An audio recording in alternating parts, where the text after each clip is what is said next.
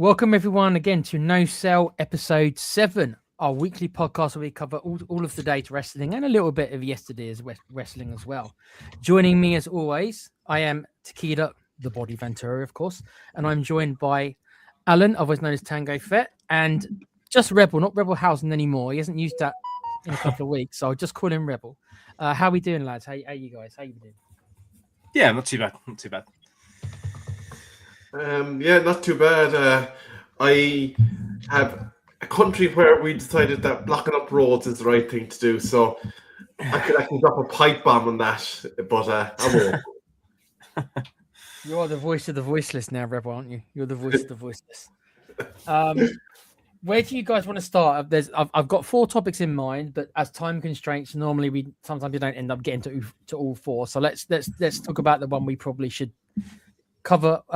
Raw and a little bit of Smackdown, because obviously Smackdown was infamous, not because of it was good, but because of we all got to find out who Randy's mystery man on the phone was, which none of us could have predicted this. None of our ideas came close because most of our ideas were good and made sense. This was not good and this didn't make sense. One of the topics was about Pat McAfee, so maybe actually we'll cover that quickly and the Smackdown. So the show itself, I found Smackdown to be dull, as I do most weeks, to be honest. But I couldn't have imagined that Pat McAfee would have made any sense to anyone. Like, I don't think it's anyone who would have said, oh, yeah, it's going to be Pat McAfee. So there's rumors out there why. It was apparently the CEO of TKO who made this decision, who also is Pat McAfee's agent. Hence the CM Punk reference on Raw. Because he was his agent who believes, and I quote, that Pat McAfee is the next Sylvester Stallone. I wish I was making this stuff up. I'm not. What? Okay. Yes. Yeah, this is what this Emmanuel guy, who is the CEO of TKO, believes. So he's Pat McAfee's agent and best friend. So apparently this is his calling. This isn't a Triple H call. This isn't a WF creative call. This apparently is a TKO Emmanuel call.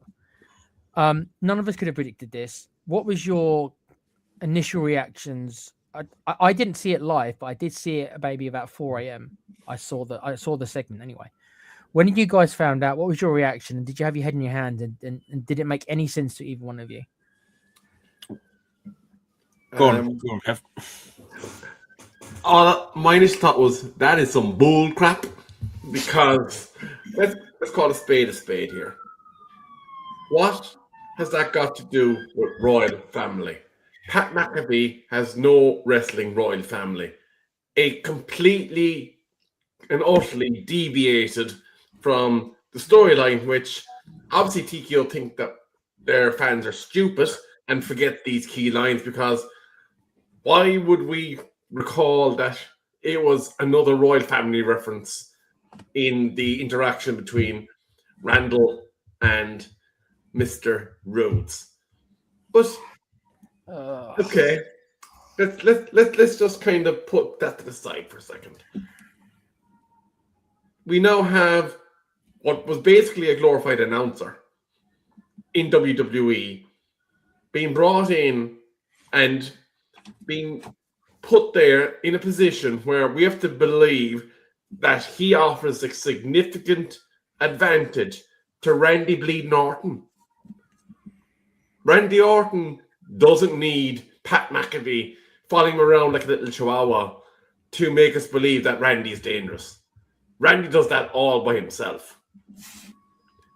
Pat McAfee, they've basically taken the equivalent and done a Vicario booting the ball into his own goal with it, because it does not align with anything that the build was saying. No, people are saying, oh, it's a red herring, that they're trying to dissuade you from it being the McMahons or whatever. No, they're not. They genuinely thought that people would take this, swallow it up and say, take my money, Pat McAfee, Wrestlemania, that's going to get me to buy a ticket. Hell the flop no. Alan. Yeah, well, the thumbnail I put together for this show pretty much speaks my mind. I couldn't help but put the Patrick Stewart facepalm in there, because it's exactly how I felt when I saw this. I thought, why, Pat, why? And like Rebel said, there's no link to the royal family. That's what Orton said a few weeks ago. There is more than one royal family. Pat McAfee's a footballer, and as you said, Tequila, his agent is the owner of TKO. Mm-hmm. So I know why, Alan. I understand why they're doing it. It's just because WrestleMania 1 had Mr. T in it, and WrestleMania 1 had a bunch of celebrities at the time. They were big deals. You might look at them now and say, "What?" But at the time, Mr. T and Cyndi Lauper were big deals. MTV, they're massive. Yeah, at the sports, time, they were huge in their field. That's extremely well-known celebrity. This is Pat McAfee. So if that is the reason behind it, that they're trying to, because I think they're going to insert Jelly Roll as well, because you got to remember he was RKO'd by Randy Orton. So this is going to end up being Randy Orton with Pat McAfee in his corner versus Cody Rhodes with Jelly Roll in his corner, and that is exactly what they're going to do. So they're trying to do this whole WrestleMania and adding the celebrities. The thing is that nobody particularly cares. I mean, at least Jelly Roll, I guess he's kind of famous for music-wise. Pat McAfee, he's got a podcast, and obviously he's an ex-football player. But we all remember WrestleMania 11. They put Lawrence Taylor in the main event against Bam Bam Bigelow. So this is not the first time they're doing stuff. No. The thing is that we thought stuff would be different. We thought with no Vince McMahon that this stuff wouldn't be happening anymore. Yep. But it very much is. And me and Rebel spoke about this last week when it was just me and him about there being too many celebrities. Yeah. And I said in the defense of that, I said, if they can athletically do things, I'm not against it as much. It's not like it's Jay Leno and people like that. And to be fair to Pat, in the ring, he's not that bad for what he is. He's not. But my biggest problem is that it hasn't added anything to the story, because this storyline should be about Cody and Orton.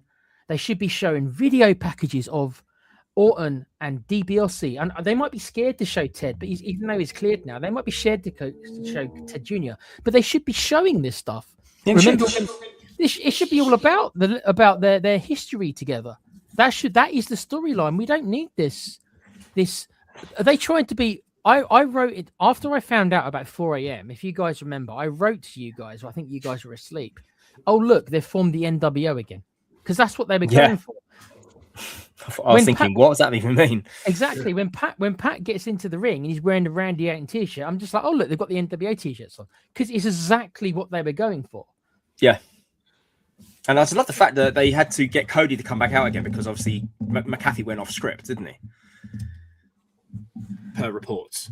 And they had to send Cody out to do a sort of a cobbled together little promo saying that, if Hall and Nash formed the NWO and it's the equivalent of getting Disco Inferno in. Which I thought was quite fun. It is. It's a nice jab. It's a weird... There seems to be infighting, it looks like, between the creative department, who probably asked Cody and asked CM. Don't think that the CM Punk promo, which we'll get to, that was the same thing as Cody. They've obviously said to Punk, go and do your thing. They've given Punk the freedom to go do your thing, go do your pipe bomb, which you're good at. But this time, you take shots at TKO. He didn't take a shot at Triple H. Yeah, he's true, did he? Nope. He didn't take a shot at Triple H. It was all at TKO. He didn't take a shot at Creative. He took a shot at TKO. Sorry. Can we rewind for a second? Because they sent, as you said, Cody back out. And obviously they felt that Cody looked like a chump after Pat McAfee kicked him square in the Crown Jewels, which is the only royal family link that we actually got out of it. The Royal Jewels got absolutely squished by the punter. But again, like beating up a comedy character, which Mr. Toxic is at this stage, I don't think that did anything for Cody standing or regaining the believability. Like, the whole storyline was there, and as you articulated, Tequila, we had Randall, we had his connection with Cody, we had the DiBiase link, there was piles of historic footage, piles of inferences between Actually, didn't Randy punt kick Cody's dad at one point as well? Yeah. Before, because Cody, pretty much since Cody's joined the WWE, he's been attached to Randy Orton. For the first storyline was to do with Orton and Dusty Rhodes, and then he joined Legacy. So his first couple of years was Randy Orton was a massive part of his first 5 years. So massive part. They've got all the story they need. They've got the story they need. They had a whole catalog, and then they forced Jelly Roll into it on us, which he had nothing to. No, there's a bit of fun to Jelly, but at the same time, he doesn't belong in that storyline. And then their counteract is a retired NFL punter who, let's be fair, I do enjoy Pat. I think he's funny. But he's a commentator in WWE, and whenever he was involved in ring, it was very specific, very structured matches that didn't involve the belt. Now, I don't see where they're going with this. And I don't see the point in putting Cody back out there to fix whatever they felt that was broken from the initial segment. It added nothing. It's panic, Rebel. It's panic stations because you got Triple H and everything in Gorilla probably seeing the reaction of the crowd and being like, oh, this is terrible, because they didn't want to do it. If that's really true and it wasn't their idea and it came from above them, then they're going to be like, okay, well, we need to do damage control right away. Because as you just said, Cody came across looking like an idiot. It doesn't make sense in their own storylines. Why they had Orton cut that promo a couple of weeks ago about the royal family? I don't know what, unless they've changed, unless that they had someone else in mind and then it came down from the top that it couldn't be the person who they might have wanted, and it's got to be Pat. That's the only thing I can think of, because if it was always going to be Pat, then why the hell did Orton cut that promo about there's more than one royal family? That makes no sense. That suggests to me that somewhere along the line that they were forced into changing, probably from above, saying no, you can't be whoever it was originally going to be. Who knows who the person might have been to start with? But no, we're going to make it Pat instead. He'll generate more buzz apparently, because he's the next big action movie star, according to the guy who runs TKO. He's the next big action movie star. So, look, we'll move on to Raw, because we'll move on and we'll go directly to obviously the Punk promo again. I loved this promo. I don't think it was as good as the original Pipe Bomb, but I will say it probably was his best work since he's come back. I think it probably was his best promo since he's come back to the WWE. I think his stuff with MJF is probably still my personal favorite since he's returned to wrestling overall. His promo back with MJF is still his best work to me. But in WF, I think I keep doing it. WE, I think his promo today is probably his best work since he's come back. What do you guys think? Definitely, there's a lot of venom in that promo he delivered. He took the signature, cross-legged, seat in the middle of the ring, well tight around his waist. And all I was waiting for him to say, and it was a thing he used to say in AEW: "Tell me when I'm telling lies." I wish he'd said that as well, because he wasn't. Everything he spouted, like he always does. Everything he spouted was the truth. And so that's what we want. This is what makes CM Punk such an incredibly intelligent guy. I know whether you like him or not that's fine, but he is, and you can tell that he is because it was probably his idea. He might have had to get it greenlit, but he has his eyes on the pulse quite well. He's always been good at this. He's like Jericho. Those two have always been the two who are the best at this stuff. They've got their eye on the ball. They've got their eyes on the pulse. They know what to say. So he knows that there's backlash about the ticket prices. Punk knows this. So he knew that if he brought that up, it makes him look like such a anti-hero baby face by doing this stuff, and which he's meant to be. He's meant to be one of the top baby faces, right? Yeah. And he knows exactly going down that route. It's incredibly smart. It's simple, but it's incredibly smart as well. Because a lot of the guys backstage probably feel the same way. You might even Triple H himself might feel the same way, but he can't come out and say it. No. So he uses the CM Punk character as a proxy. So he probably was like, go and do your thing. And Punk probably went to him, well, I'm going to say this. Is that all right? And Triple H is probably like, yeah, mate. We all feel that way anyway. we know the ticket prices are one of the biggest reasons why the ticket sales are down, but we can't come out and say it. We're not allowed to come out and say it, but you can. You can. I think you could nearly equalize CM Punk to the wrestling version of Eminem. He's just a master lyricist on that mic. Yeah. He got in his digs, and they were just sharp and bang, bang, bang, bang. Like talking about not giving Punk a live mic on Jimmy Fallon and basically shooing Cody Rhodes, talking about The Rock being the flat bloated cousin. Like, he's got in so much good shit into that couple of minutes of promo that it was just magical to listen to.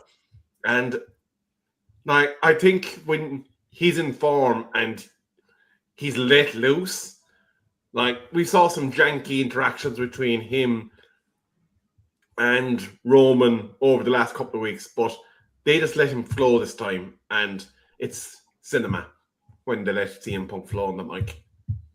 This is the best version of Punk. Like Alan said, Venom. That's a good word to use. When he's got Venom, when Punk's trying to be a normal babyface, it doesn't work as well for him. When he's trying to be this kind of like tweener kind of character, anti-establishment kind of stuff, that's when he excels. He excelled in 2011 when he did his whole Summer of Punk stuff, right? And then since he's come back, he's been a bit more of a nicer guy, which actually doesn't suit him. He's not as good as that stuff. But once you give him this kind of stuff to work with, and you make him you give him that bite, that venom, like Alan says, this is when he comes alive. So I mean, I love this promo. It gave me the impetus to talk about other promo guys that we'll get to a bit later on. Because I want to talk to you guys about some of the great maestros of the mic over the past decade and see what we agree on. But for me, this made Raw.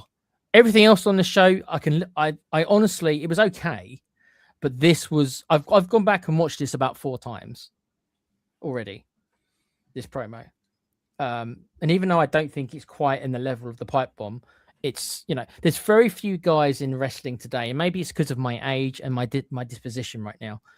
This is why when I hear people talking about Obafemi, when I hear people talk about Javon Evans, I think to myself, they're nowhere. CM Punk is a storyteller, and that is what I want from my pro wrestling.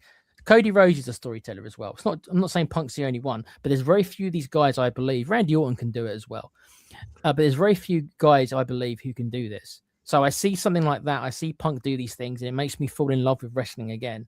Even though the most of the show, I'll be honest with you, it's not for me. This is what I mean. CM Punk is a character. He's a similar age to me and Alan, right? I think he's a year older than us. He's very close in age. He's 2 months older than me. Yeah, he's there for us. CM Punk is there for us, the older fans. He's not there for teenagers. Okay, he's not there for even probably people in their 20s. He's not really there for that. He's there for the more veteran fans. That's what his role is. So he's always going to appeal to guys like me and Alan probably a lot more than maybe some of the younger generation. But for me, the younger generation need to stand up and listen to when this guy talks, because when he goes, and it won't be long now, a couple of years probably, I don't know who's coming up to replace him when it comes to storytellers. When him and Cody in particular both ride off, because Cody's not a spring chicken either. So when they're both gone in maybe the next 5 years or so, which it could easily happen, I don't know who is going to come up and take their place when it comes to storytelling and promo ability. There is a massive gap. Because you've kind of hit a quite significant point about storytelling. Did WWE and TKO miss a beat by not letting Punk and Cena go hammer and tongs on the mic at each other? They rushed it because they rushed it for the Saudi show. That should have been on a much bigger pay-per-view. It would be their last ever match. These two are people could say, who is John Cena's biggest rival? You can throw some names in there. The names I always hear is, I hear Edge, I hear Randy Orton, I hear CM Punk. I think it's between Edge and Punk for Cena's greatest rival. I think those two. I think on the mic, nobody got the stuff out of Cena like Punk did. On the mic duels alone, the best rival for Cena was Punk, because those two were fantastic. As much as I don't like Cena, I always said that he could cut a promo when he wanted to. So the stuff that those two did in the promos were amazing, and they hot-shotted it, Rebel, because they had to rush it for the Saudi show. That should have been a long-term storyline. That could have maybe been the SummerSlam main event. They easily could have had that as a SummerSlam main event and not done Cody versus Cena again. They could have done Punk versus Cena, and I would have been more okay with that probably. But they hot-shotted it and rushed it in a couple of weeks so they could do it for the Saudi show. That was the problem with that, mate. I think they rushed it. They hot-shotted it. Anything else on? I'm not. There was other stuff on Raw I thought was okay, but that is what I took. That's the stuff that I'm really taking. Was there anything else on Raw without going over every single thing? Did you guys like? Did you like the Brock? Did you like the ending? The Brock over Femi stuff?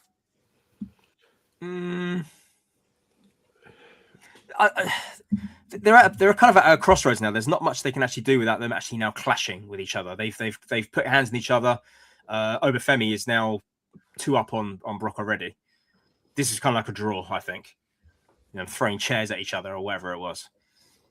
And it's just the typical contract signing anarchy you get with these things. Can I just say, Alan, well done the segue there, by the way. Crossroads. Oh, thank you. Nice. You're welcome. So, there's not much they can really do with these two without them now getting in that ring and, sorting it out. So whether they both show up on Raw next week, because that's literally the last Raw before WrestleMania, isn't it? Next week. Yeah. Yep. So, what else can they do other than Adam Pearce come out and say, well, Brock Lesnar and Obafemi are not here tonight because they're getting ready for their match at WrestleMania. That's what I will be expecting. I won't be expecting them to, to come out and literally do nothing again. Let me quickly welcome people into the chat before we move on. Big up to Wayne Bonner, who says, "Good morning, folks. Hope you're well." Wayne says, "McAfee being revealed as a mystery person, talking to Orton was laughable. Heyman being the guy, bringing Roman into cost Cody the strap and set up Cody Roman free. That's what Wayne wants." He says he likes the I Show Speed involvement. That's fun. Oh dear. Kuva says, Kuva, big up, lads. I couldn't wait to get here and hear about a list of names I've never heard of. It's like watching Tottenham. Nice. And Wayne also says, I Tequila, but Cody is generally boring as a storytelling champ. He's basically an 80s or 90s storyteller.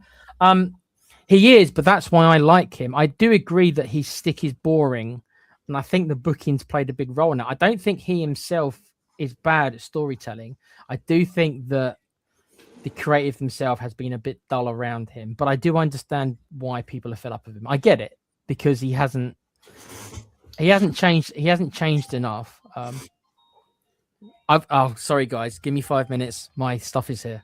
If you want to discuss Raw some more, I'll be back in a minute. Sorry guys. Sure, no worries. I just want to bring up something that was touched on there. I Show Speed. Now, the last time he was brought in to WWE, he was in a Royal Rumble. He was just literally shoehorned into a Royal Rumble match. Why he was in the gorilla position, I don't know. I kind of wish he wasn't there. I did enjoy him getting speared. That was a lot of fun. And hopefully I thought, well, that'd be the last time we actually might see him. But then we flash forward to 2026 and he's there again. What are we feeling on this? Yeah, just to kind of give a bit of background, I believe the shtick that they gave us with him at the Rumble was that he was there doing a backstage podcast, and that was kind of the last bit, was being in Gorilla during the Men's Royal Rumble. We had the attack thing, and the whole thing is, we need to have the full amount of wrestlers into the ring, speed during the Rumble, and that's right. He replaced Tozawa, didn't he? That's right. We got the Tsui, and bang. God, if I'm Tozawa, I'm pissed. If I'm Tozawa, I'll get replaced by a YouTuber with no in-ring experience whatsoever. Yeah, at least with Logan Paul, when he was doing his non-full-time stuff, you actually could say, okay, maybe this kid is actually born for this business. As much as they don't like him, I can see why he's been inserted into these positions. But in terms of I Show Speed, right, he got done on his live stream by LA Knight in his own house. Oh, yes. Yeah, that was fun. So he then turned up the next day in a cast, in a sling, in all this kind of garb, as if he was, badly hurt. And in 3 days, that all disappeared. And I was like, sorry, what in the time-lapse bullshit is this? I know, exactly. They sell it, man. Yeah, so that's grand. He comes out and he gets involved again in the match with LA and the Usos, and we end up with this triple threat nonsense. And I'm sorry, no, but I wanted the Usos versus what's left of the Vision what's left in a revenge tag team match. The championship should have been defended at WrestleMania. And I think the fact that not all the championships are on the docket is an utter absolute shambles. Even if it's on the pre-show for some of the lesser titles, they should be defended at Mania, and not doing it is an absolute farce. What's Speed going to add to that triple threat? If anything, he weakens the Vision, because you've got the tag team that is the greatest tag team of the recent era of WWE, the Usos, and you've got someone who, up until last year, was seen as the star child, and was kind of being promoted to the moon. Like, Speed doesn't add the same factor that 8. No. Excuse me. So for me, like, this is a nonsense match. I'm not sure where in the picking orders. I think it's probably mid card, which means it's going to be well buried. But like, if I'm sitting there and I'm after paying a fortune for a WrestleMania ticket, why am I watching Speed? Like, I get maybe a comedy segment in between matches where Celeb might be thrown out and might do a punking out of somebody, but I don't want to watch him in a 25-minute match. No, of course not. I mean, not much like the Randy Orton versus Joe Hendry match last year. Yeah, Orton wanted to be on the card. He said, "I'll fight anybody." Hendry comes out. So yeah, in respect, it should have just been I Show Speed in the ring, saying this, that, and the other. Someone comes out and just. And in fairness to Joe, it was an acid test to see how the crowd reacted, and it resulted in them pulling the trigger and getting his contract for NXT. So, like, there was reasoning for WWE to put Joe Hendry out there as well. Yeah, I suppose. I know why they're putting I Show Speed out there, because obviously he's a big internet star. So yeah, fair enough. Get those clicks, everybody, get those clicks in for I Show Speed. But I don't. I know. To me, it's a bathroom break match. Unfortunately, that's a bathroom break match. I mean, it might be funny seeing him get destroyed by maybe getting a BFT from LA Knight, or even getting splashed by the Usos. That could be quite fun. Hopefully that's all. Hopefully that's the only reason why he's there. To get BFT'd or splashed. I agree with you. Like, where is it now? I'm just looking here. It's on women's tag team was Division and Speed. It's the second match on night 1, so you're basically after getting, or at least you're hoping that you're after getting the crowd warmed up on the opener, which, to be honest with you, I also don't give a crap about the AJ Lee Becky Lynch opening WrestleMania, because they spent the story. But to go back to Raw, and I suppose to get away from Speed, they're bringing back a character for a certain someone that your other half loves, Finn Balor. Oh, yes. yes. They're bringing back the Demon. And if they hadn't buried the Demon, I would be quite excited about that. But they had the Demon take a massive loss to Roman Reigns when they did this whole thing about the revival, the heartbeat in the middle of the thing, just for him to lose. So that damaged the Demon. I know it's against Roman, so you're kind of going, there's a bit of a counteract that kind of pushes it back up. And then they pushed the Demon out against Edge, and if I remember correctly, he lost that match too. Yes, I think he did. Yeah, you're right. So the Demon is 0 for 2 in his last 2 games, in his last 2 fights. 0 for 2. And we're now supposed to kind of think back, oh, this is Finn's ultimate alter ego. This is Super Saiyan Finn. Like, I expect Finn to fully, absolutely crucify Mr. Mysterio at WrestleMania, because they can't have the Demon take a third loss in a row. But I don't know how you're going to get the crowd, unless they've goldfish brain, to believe once again that the Demon is going to be the ultimate alter ego for Balor. I think they really should have kind of maybe went more into his Bullet Club lineage and kind of that side of Balor and got him to kind of manifest some sort of Prince version again and have him take out people in the pursuit of justice and whatnot. But I just don't know what I think we're literally kind of on the verge of Balor leaving WWE, and this is just them kind of filling time with him until he's gone. It could very well be. I'm not sure what his contract status is currently. I know he pitched an idea to the Undertaker about a demon persona, a newer demon. I was trying to find it. I couldn't find the story, but apparently he pitched like a new demon character to the Undertaker. The Undertaker said he liked it. So I think it's one with a kind of a Mexican kind of a spin to put the willies in Dom Mysterio. So we might be getting some more kind of a Bray Whitey type dark demon kind of thing. Yeah. For his WrestleMania appearance. Yeah, I think that's. I'm hoping to find the story, but unfortunately I couldn't find it. I saw it like days ago. I should have pinged it. That kind of gets me a little bit more excited about it because I don't think you can have the same demon that faced Edge and Reigns. Much like Bray Wyatt when his Fiend was burnt, if you like, by Randy Orton, he came back as a newer version. Granted, Vince McMahon screwed that character over, and that was him done. So hopefully Trips doesn't do the same thing to Finn Balor. Now we can probably jump onto the subject of WrestleMania. We've already touched on it. Yeah. So for those who don't know, we have a lineup. We do have a lineup for the matches and how they're set.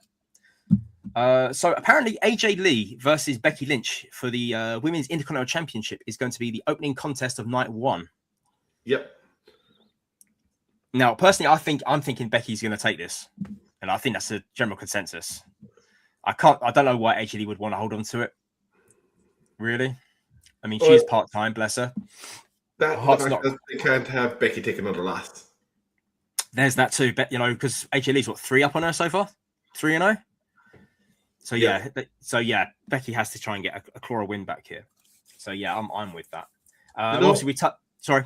Before you go on, the one thing that I would accept as a result is Becky losing, but absolutely beating the living tar out of AJ. I.e., do you know what? I don't care about the title. I just want to hurt you. Yeah, DQ finish. Yeah, lose by DQ. Okay, yeah, that could be a potential. We've already touched on Vision versus Speed. Sorry, the Vision and Speed versus the Usos and LA Knight. That's our second match. I mean, as I've said, that should just be LA Knight and the Usos just laying waste to ISO Speed. Yeah. That will be followed by Jacob Fatu versus Drew in an unsanctioned match. This feels cobbled together to me. Mind you, some of these matches have been cobbled together while I'm looking at the list. And this seems like a cobbled one. I mean, I was half expecting Drew McIntyre versus Nigel McGuinness. Yeah. Nigel McGuinness, sorry. Nick Aldis, wrong promotion. Aldis. I'm sorry. Nigel McGuinness is at AEW. Oops, bad me. Sorry. Yeah, getting confused. Yeah, Nick Aldis versus Drew McIntyre. That's what I was expecting. I think maybe they probably flirted with the idea, but maybe Nick decided that it wasn't the type. I think the only person that we actually see Nick get in the ring with is the Raw general manager, Adam Pearce. And maybe them getting one last hurrah in the ring. I don't think Aldis. I think he's happy enough in the GM role. I don't think he has a big desire. Well, I've heard whisperings that he's going to be replaced sometime this year. Is that with a certain advisor to the tribal chief? Yeah, certain advocate, a certain wise man. Apparently, it could be taking over the GM role of SmackDown. I would happily, if it means Aldis is going to go back full time for maybe his last hurrah, I'd actually say fair enough, fair dinkum, drive on. In terms of Fatu versus Drew, though, I think that's the way they went with Punk and Reigns and the Samoans. I think it would have made more sense for Fatu to have had some involvement in that whole scenario then having him resolve with Drew at Mania. Now, I guess they've been in each other's hair, kind of costing each other for the last, I don't know, month and a half. But I'm not sure there was enough in it to have it kind of come to the stage of them all, the grandest stage of them all, WrestleMania. Like, it seems like filler. But a lot of night one's card, like the first 3 matches, whatever, it gets interesting then after that. And even that is a substitution call. As interesting as it is. Yeah, pretty much. Seth and Gunther. Yeah, so Seth and Gunther was a match that they kind of cobbled together last week. So, because obviously the plan originally was to have Gunther versus Rey Mysterio. Rey Mysterio goes, I'm too hurt. I don't really want to face Gunther at WrestleMania for my last match. So they set up Seth versus Gunther, make that official. All of a sudden, Rey Mysterio's fine. Okay, don't worry. I can work a 6-way match and a 6-way ladder match for the IC Championship. So yeah, thanks Ray for that one. Because apparently that's going to be Dom versus Ray at Backlash in Paris. No, sorry, Milan. Milan? Is it Milan? For Ray's last match. Yeah. Apparently his last match is going to be in Italy. So yeah, Seth versus Gunther. Another decision, like the Pat McAfee joining up with Randy Orton. This confuses the hell out of me. I don't understand it. They did shed a little light that, on Raw past week, that Gunther now is owed a favor by Paul Heyman. Brock. For sort of helping him out in that predicament.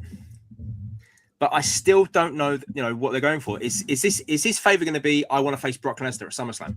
Basically, I think that's trying to set up the retiring of Brock Lesnar, and that Gunther guaranteed the ticket. Yeah. That's the only way this is any place this is going, because obviously I can. There you go. There you go, WWE. If you're listening, I'm writing this for you. So Gunther attacks Seth, and it does in protection of Paul Heyman. Says I need a favor.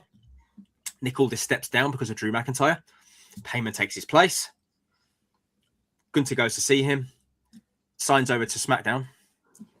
I want to face the Beast at SummerSlam. That's my favor. Makes it official. There you go. Thank you very much, WWE. And we get Drew versus Aldis at SummerSlam as well. Yeah, that's it. There you go. So all this. So Drew's on SmackDown as well. Yeah, it works perfectly. There we go. Sorted.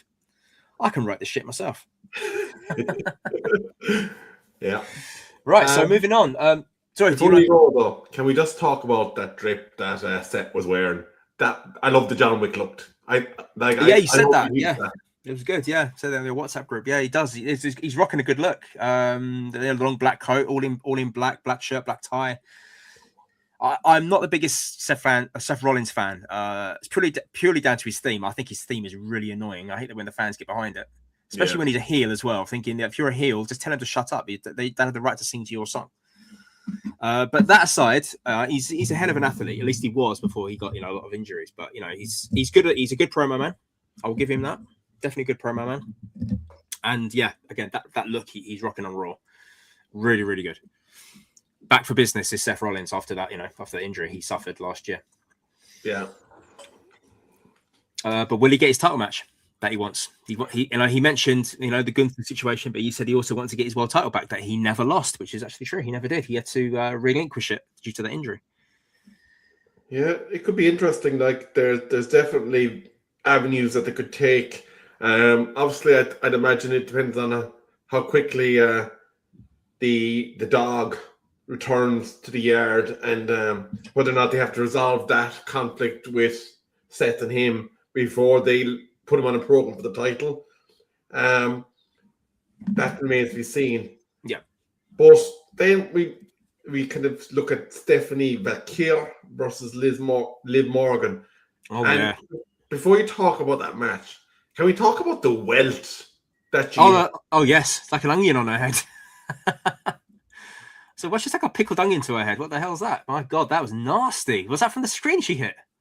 Yeah, I think it was from the way that she had the collision. I think she did she end up hitting the head with the way she got thrown or something? But that was a nasty, dirty looking bruise. Now, in fairness, obviously it was a botch, but she went, you know what? Let's use it. Let's get this up on social media. I want them to see why not? that it's there now. I might as well use it. But sure. I was only thinking to myself, if you are after getting hit that hard, that you're after swelling that high, how close were you to concussion? Yeah, exactly. That was a hell of a swell. Like I said, it was like an onion on her forehead. It was awful. I know Steffi Vaquer. She came from originally AEW, wasn't she? She was, yeah. She was at, and I know Tequila will say this. Hopefully, when he comes back, we can quickly breeze over it. But yeah, Steffi Vaquer was very green in AEW. Yeah, she was. Yeah, she did lack finesse, and obviously they're bringing her in because being Peruvian and being Spanish at the moment is all the thing, because they obviously got they got the Lucha Brothers separated. You got Dirty Dom, you got Rey Mysterio, you've got I don't know if you still got Cruz del Toro and what's the other one? Oh, they seem to have disappeared completely. Actually, yeah, it was the crowd that was hanging around what's his face for ages. Andrade, they were his lackeys, weren't they, for a while? The two of them. Yeah, it's true. And plus, you've got you got El Fantasma on SmackDown. Yes, Angel true. and Berto. What's his face? God, my mind's all gone. My mind's gone completely. Escobar. Yeah, he's on AAA now, isn't he? Santos is gone. Santos Escobar. I think he's on AAA now because he parted ways with the WWE, but then he kind of got brought back again, but put on AAA instead. Yeah, one of them went to AAA, and then the other mega one went to AEW, didn't they? Yeah. But in terms of the Liv Morgan Stephanie Vaquer match, like, I get why it's there in the card. It's the women's title, but what I don't get is why the women's tag team titles is after it. Yeah, that's a fatal four-way, isn't it? So that match, we've got obviously the Irresistible Forces, Lash Legend and Nia Jax versus Charlotte Flair, Alexa Bliss, Bayley and Lara Valkyria. Yeah, and I can't remember the last team. Wow, who is the last team? Sorry, folks, mind fart here. Bayley, Lara Valkyria. Charlotte, Alexa, Bayley, Lyra, Nash. Oh, the Bellas. The Bellas. There we go. How could you forget about the Bellas? Well, that's going to be a bit of a sticking point, because one of the Bellas has suffered an ankle injury, and they're actually wondering if she's actually going to be back in time for WrestleMania. So this easily could turn into a triple threat, and they'll probably save the Bellas for a later date, like Backlash or something. Yeah, I think Sorry, they'll probably say. Sorry. The only reason they're back is to get their hands in the tag team championships. Yeah, that's that old story. Like when the Dudley Boys came back some years ago, they said, "Oh, we're back just to win the tag team championship," and they never did.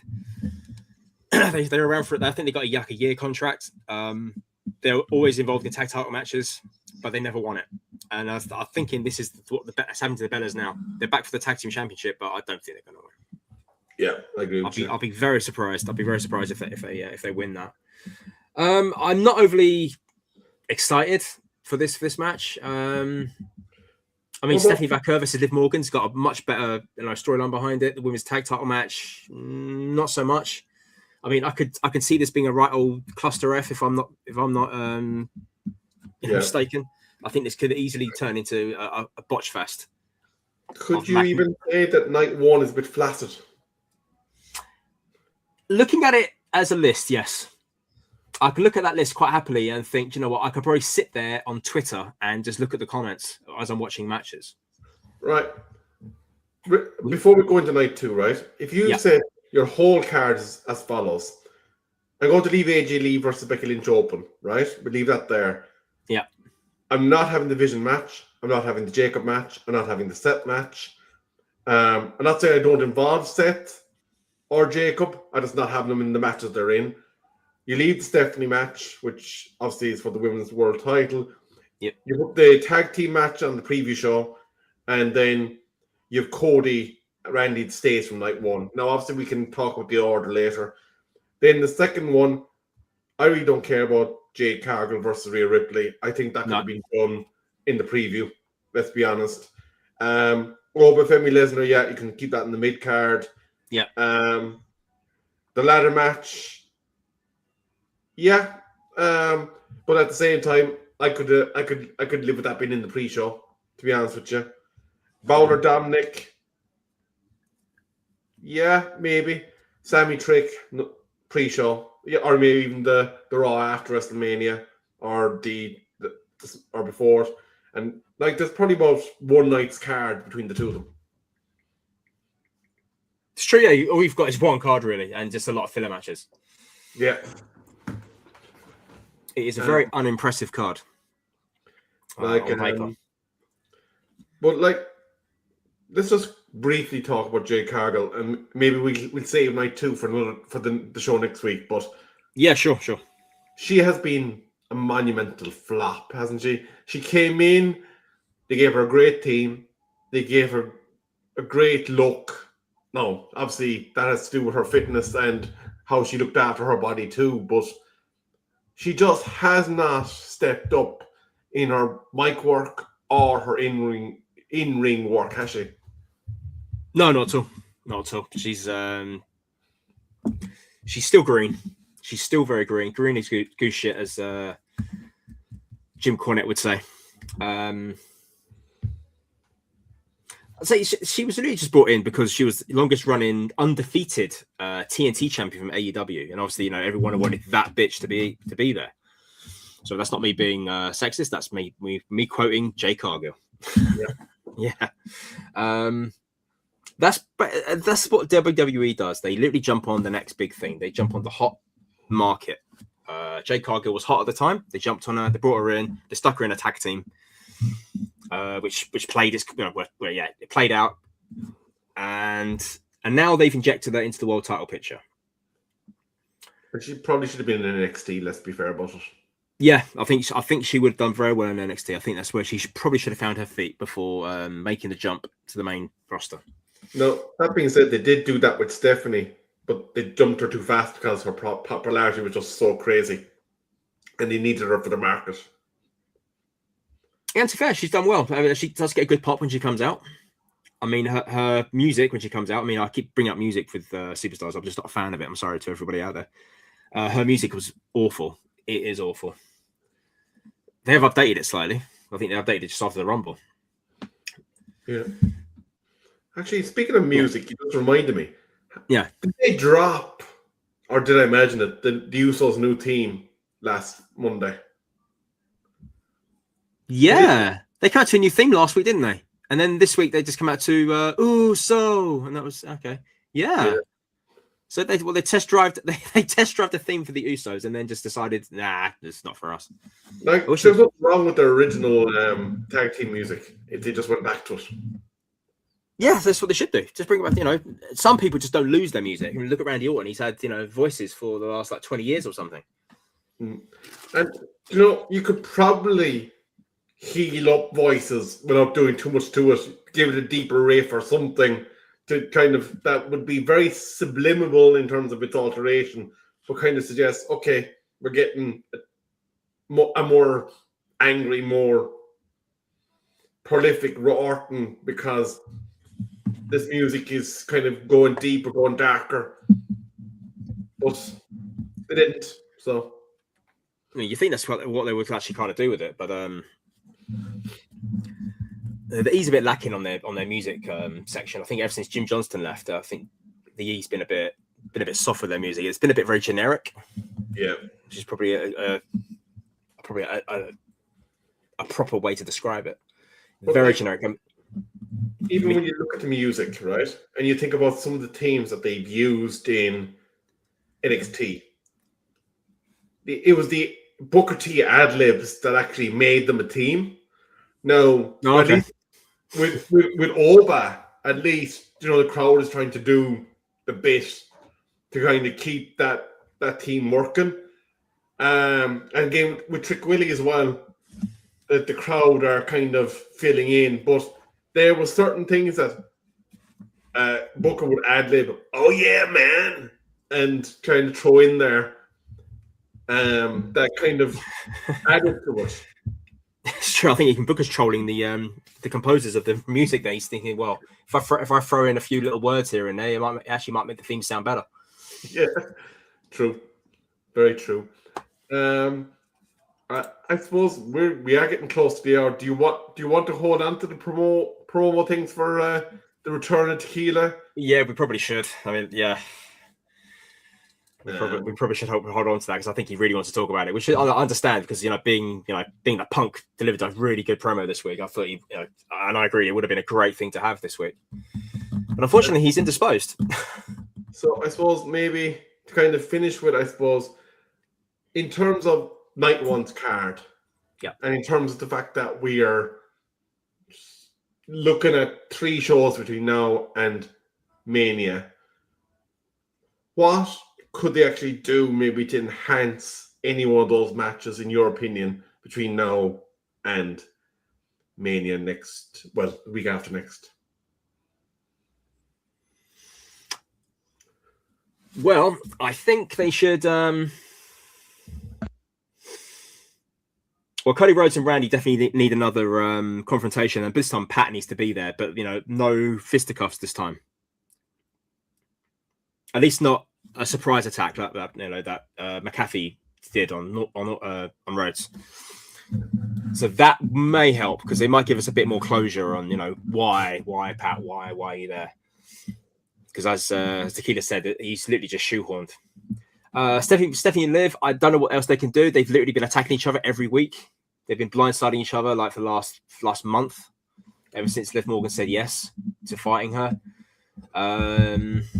I think there's going to be a shenanigans in that match, and it's going to be on Liv.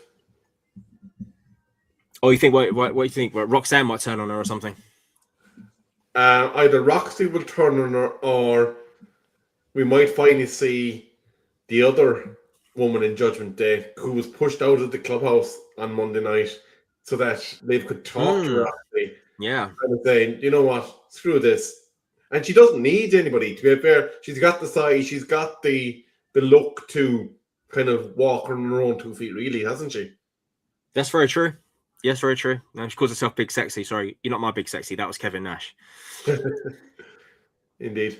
I mean, just looking at, I don't know what, other than what I've said, I'm not sure what else they can really add. I mean, AJ and Becky Lynch, there's not much more they can do because AJ's obviously, she's part-time. She's not really going to get any licks in other than, the confrontation. Okay, all right. WrestleMania itself, the actual day one, Vision and Speed versus the Usos and LA Knight. I want to see Danhausen out there. Agreed. I want to see Danhausen out there. I think it would be fun. I don't know where this even came from, this idea, but I think it would amuse me that if Danhausen came out, uncursed Speed, and then Vision and Speed pick up the win. I don't know. Something in me would find that actually hilarious. That would add to the lore, to be fair. And maybe you could get Mike Mazan some way involved up there as well because of the whole Danhausen linkage. Yes, true. Yeah. I mean, that might end up being like a comedy match at WrestleMania. Like one of the nights, they'll have Miz will come out and says, "You know what? I want Danhausen here right now," and they'll turn into a comedy match. Yeah. I could live with that, and either that or Speed takes an absolutely phenomenal bump, and Danhausen feels bad from just goes, you know what, you're uncursed. You're uncursed already, and he gets up and LA Knight takes a nasty fall. Logan Paul grabs hold of Speed, drags him, one arm over the chest, 1, 2, 3. Vision and Speed pick up the win. Yeah, Speed. There you go. Logan Paul punked him out with the brass knucks. Yeah. And then you get LA Knight probably doing something to Speed in revenge somewhere down the future, and that's the end of it. Yeah. That's it. So you go, WWE, if you're listening, you know what I mean? Rebel, we can write this shit for you, no problem. Easy. I honestly think that if me, you, Colin, and Tequila sat down, we could probably get more credible long-term storylines going than what they're doing at the moment. But that being said,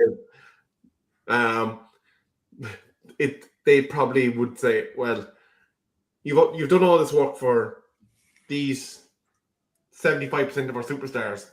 What about them? How are you going to manage them? And then you're kind of I think that's where the fluff comes in with some of these matches. They're kind of going, oh shit, I haven't included Mike Mizan in WrestleMania. Let's insert here. It's very easy to leave people off. I mean, I've been playing GM mode on 2K26 with Tequila, and I got in trouble because I didn't uphold my promise to Roman Reigns about booking him in a tag match with Vikingo. I thought, I completely forgot because Vikingo was going on about, I keep losing to Gunther. I want another giant to face. Fine. Yeah. So yeah, it's very easy to lose track of your roster sometimes. Absolutely, but talk to me about Danhausen just briefly, because we have a couple of seconds left, so we might as well finish with Danhausen.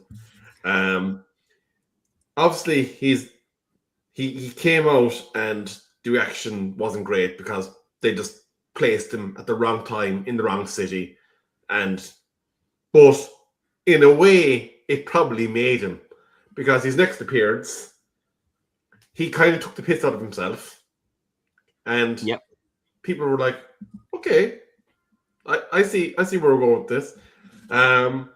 His first course produced, and he became a kind of a made man. I actually would like to see him maybe involved in some more backstage interviews, maybe even where he kind of shoes off one of the regular backstage interviews and kind of, you'll interview with me or your curse, kind of, you could have a few funny segments with him. But has he been a hit? Yeah, I suppose is my question to you. I think he's really grown on people. I know his initial signing was, not unanimous. That was the comment that I saw when they hired him. It was not unanimous on WWE and TKO's part. But I think he's doing really well for them. I think that his merch sales is going through the roof. I think he's like one of the top merch sellers out there. He produces funny little segments. He's doing lots of little YouTube shorts. I don't know if you've seen any of those. There's one with Becky Lynch where she says, could you like curse AJ Lee or something? And he's saying no, but he goes, if you give me some human money, I can probably do something else for you, but definitely not the third thing, which is cursing AJ Lee. Yeah.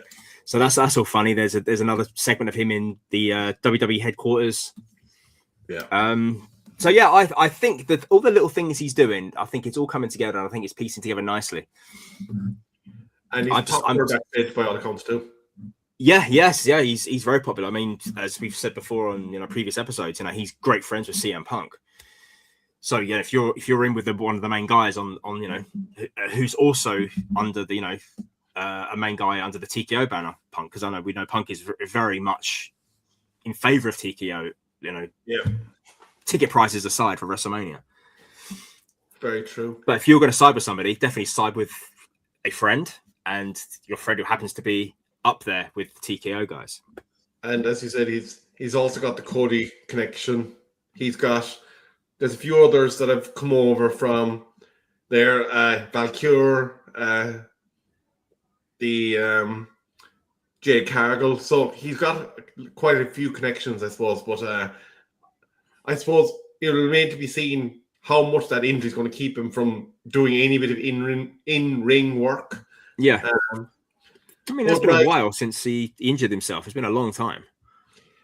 I suppose if they use him right and they create, I think even his reality TV, YouTube stuff, they should keep doing that and have him kind of maybe rocking up to Cody Rhodes' podcast and do a kind of a YouTube video of him being recorded doing Cody Rhodes' thing, and you could have a whole pile of interesting outtakes, I suppose, that you could do with him. But I do like Danhausen, and I probably will get his hoodie, I'll be honest with you, because he is very easy and he is very nice. I might treat myself to a t-shirt. But I suppose I think we probably won't get Tequila the Body Ventura back tonight. So I suppose, Alan, what remains to be said is watch the podcast, or if you don't, we got 2 words for you. It ain't suck it, but it is no sell.